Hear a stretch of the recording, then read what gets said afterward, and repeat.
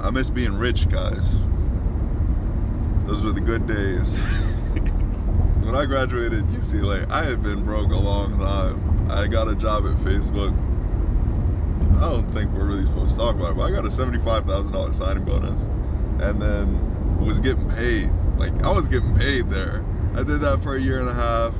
I sent my mom a bunch of money. I fucking saved up enough to not have to work for a while. I said, you know what? I really want to be a professional bodybuilder. Like, I have always kind of wanted to do this. I'm young now. I need to give it more of my time and more focus and attention. And so I kind of left what I was doing to do that. Now I just fucking go work out every day and talk to a camera in my car and upload videos no one watches. I'm like, all right, dude, was this the right call? We are gonna get there, and when we're there, it'll be worth it. But this transitionary period, it's tough because you give up status, you give up money, you give up a lot of stability, you give up a circle of really smart people around you to go just pussyfoot around alone trying to make something out of nothing. And that's kind of fucking scary. It's exciting at the same time. There's a lot of freedom that comes with that, but there's a lot of responsibility as well, where if it flops, it's kind of just on you. Your laziness impacts you a lot more because you're not getting that paycheck regardless. I've definitely spent a lot of time on entrepreneurial things that just flopped and died, and it was like, all right, well, spent a lot of time on that, and not to say it's wasted. You build up wisdom by those failures. But when you work at a big company, if a project fails but you do your part correctly and do it well, that's kind of outside of your domain. You don't face the immediate consequences of that because you did your part and did it well. Whatever you were responsible for, you nailed. When it's yourself that you're working for, you can nail your part and crush it, do exactly what's asked of you. But if it's a flop, you face the consequences. Like, you're not getting paid for that flop. So those 100 hours that you put into this thing, or 1,000 hours, yeah, you're not gonna get any money from that, and it's on to the next thing. That sucks. But at the same time, the upside, it's all yours when it happens, you know? And the reason I quit, I don't know if I've really told this story on here.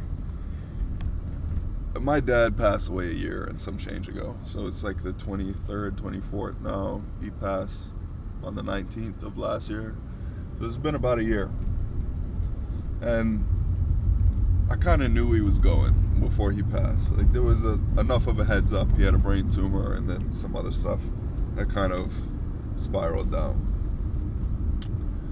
And I talked to him before in the years leading up to it. I was like, what do you want to see or do before your time is up? Like, is there anywhere you want to go? Like, what's on the bucket list? And he could look me in the face and genuinely say, I've done it. I've done it all. I've been to the places I wanted to see.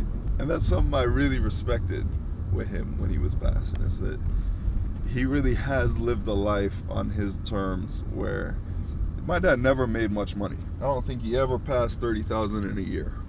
30,000 US dollars in a year. And he could still at the end of his life say that. You know, he could say, yeah, there's nowhere else left for me to want to go or things for me to want to do. Like, every day that I've lived on this planet, I lived the way I wanted to. And I like that. And I looked at what I was doing at my job.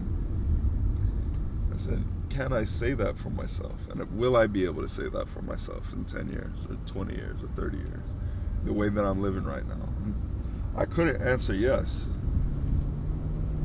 Because there was a lot of stuff that was really burning in my heart as a passion and a desire, and stuff I wanted to do in bodybuilding and fitness and all these different areas. And I was just like putting it all on the back burner to make money in the short term.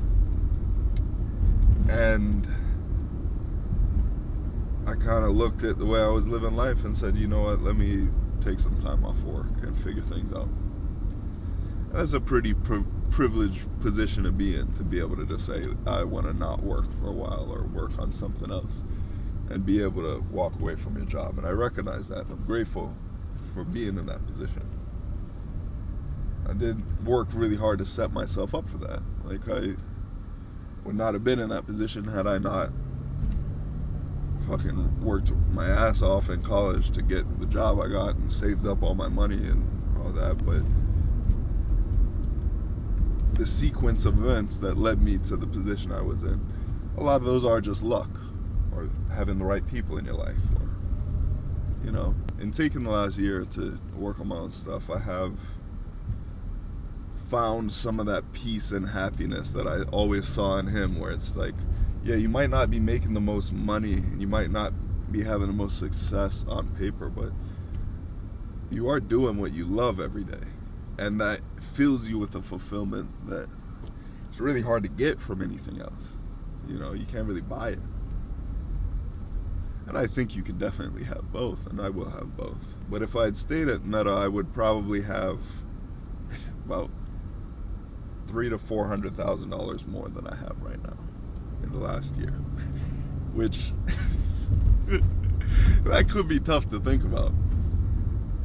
But I'm so much happier now, and I do what I love every day. There's days where it's a Thursday and I'm free diving in the morning, and then it's time to go to the gym in the afternoon, and then I just go home and can watch a show, and it's like, what the hell have I done to be able to do this on a Tuesday? And I just look at my life and I'm like, fuck yeah, like, this is sick.